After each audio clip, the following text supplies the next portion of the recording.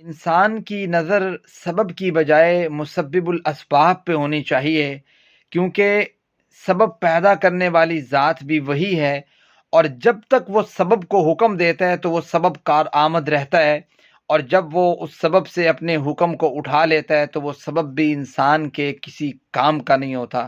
اس لیے مومن اور موحد شخص جو ہے، ہمیشہ اس کا یہی ہوتا ہے کہ سبب پر کوئی اعتماد نہیں بلکہ مسبب الاسباب کے اوپر نظر رکھتا ہے۔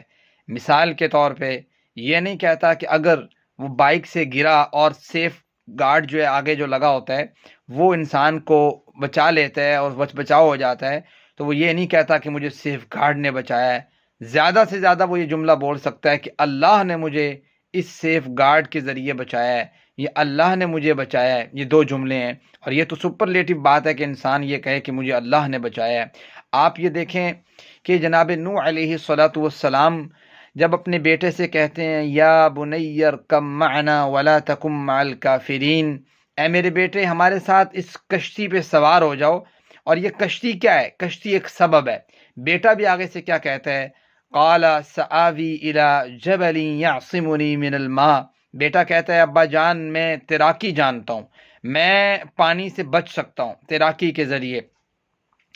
اب تیراکی کرنا بھی ایک سبب ہے کہ انسان پانی سے بچاؤ کے لیے، پانی کے اندر ڈوبنے سے بچاؤ کے لیے تیراکی کرتا ہے۔ کشتی بھی ایک سبب ہے کہ انسان کشتی پہ سوار ہو جاتا ہے کسی چیز کے اوپر، دونوں سبب ہیں۔ لیکن ہوا کیا؟ وحال بینہم الموج فکان من المغرقین، کہ جناب نوح علیہ السلام نے اپنے بیٹے کو اپنی نگاہوں کے سامنے دیکھا کہ وہ پانی کے اندر غرق ہوا جاتا ہے۔ اللہ نے ایک زبردست موج بھیجی جس موج نے انسان کی تیراکی کے بس میں نہیں رہنے دیا۔ تو معنی یہ ہوا کہ سبب وہاں بھی ہے، سبب یہاں پہ بھی ہے۔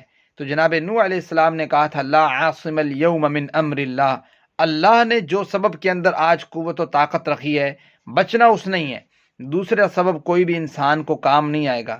ایک وقت تھا کہ زبردست قسم کا کسی نے بحری جہاز بنایا، غالباً امریکہ نے بنایا، تو اس نے کہا کہ بنانے والے نے دعویٰ کر دیا کہ بھئی اس کو کوئی شخص ڈبو نہیں سکتا، یہ کبھی نہیں ڈوب سکتا۔